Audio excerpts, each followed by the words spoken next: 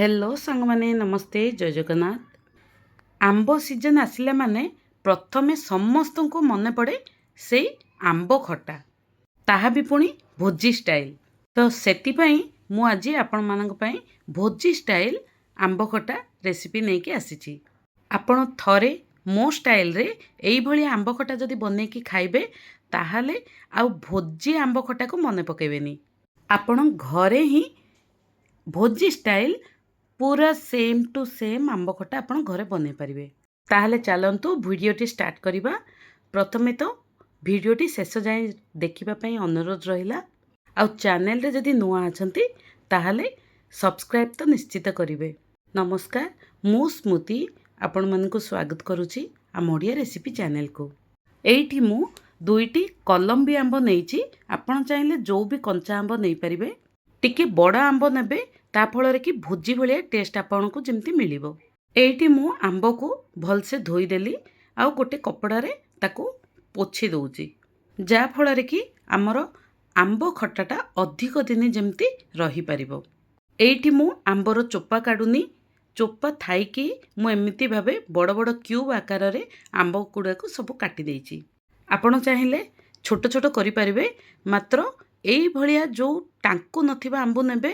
मु एठी कोइली थाई कि नेची, बट जो टाण भागटा सेटा रखिची, जा फଳରେ कि हमर आंबटा मैस हबनी, गोटा गोटा हे कि रहिबो। एबे कढ़ाई रे किछि तेल दे दबा। तेल गरम हे आसिले सेतिरे सोरिष हाफ टी स्पून, पान मधुरी हाफ टी स्पून, मेथी 1/4 टी स्पून, बिरी डाली 1/4 टी स्पून को दे दबा। फुटणाटा फुटी ही आसिले सेतिरे दुईटी सुखिला लंका को दे दबा। आपण चाहिले पंच फुटण भी नहीं पारिबे।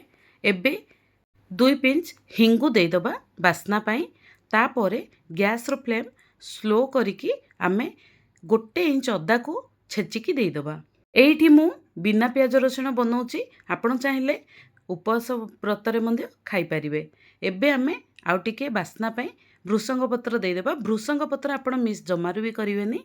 भृसंग पत्र देले आंब खटार टेस्ट बहुत ही बढ़िया लागिबो। एबे आमे कटा हितिबा आंब को दे दबा। एइठी आमे स्वाद अनुसार लूण दे दबा। आउ गोटे हाफ टी स्पून आमे हळदी गुंड दे दबा।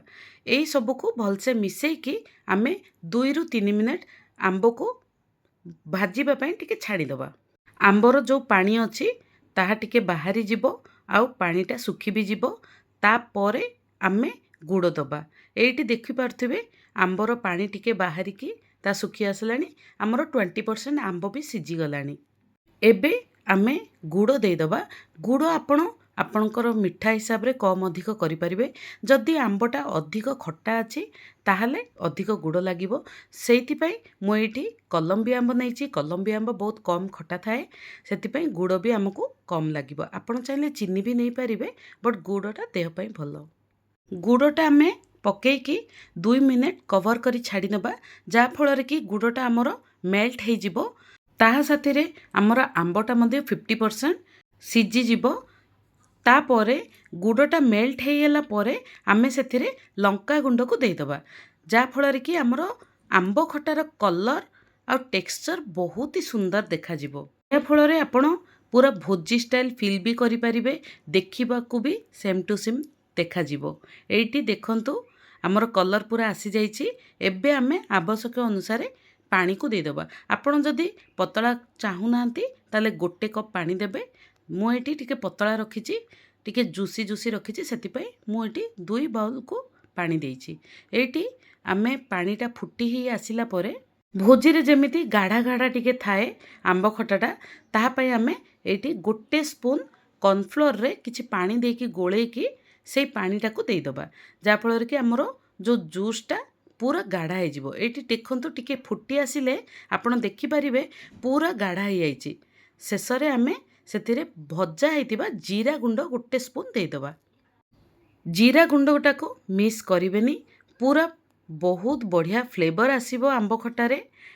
एइठी देखि पारथिबे पूरा भुजी स्टाइल देखा जाउछि आपनको। आपण थरे बनेकी देखंतु, खाइबा भी टेस्ट सेई भलिया ही लागिबो।